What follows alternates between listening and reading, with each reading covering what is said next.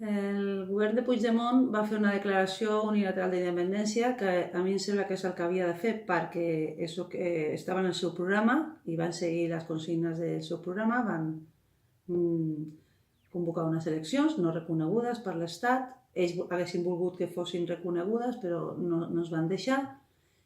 Va sortir una majoria que sí, llavors amb aquesta majoria que sí, el que el poble demanava és que es declarés la independència.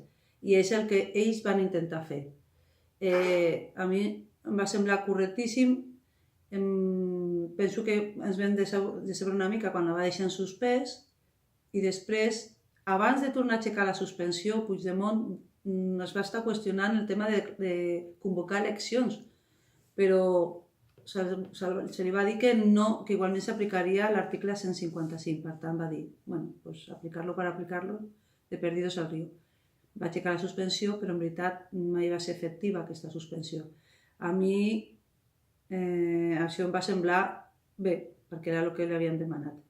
Respecte a l'aplicació del 155, clar, és una mesura de força del govern espanyol quan no té cap altre tipus d'argument polític.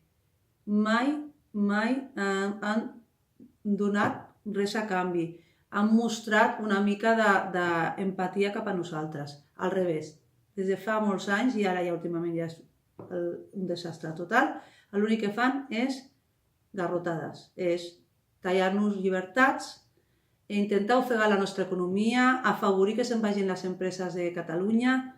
Després ve el Rajoy dient por favor, no le hagáis boicot a los productos catalanes, però això ho ha dit aquí, però a Espanya no ho diu.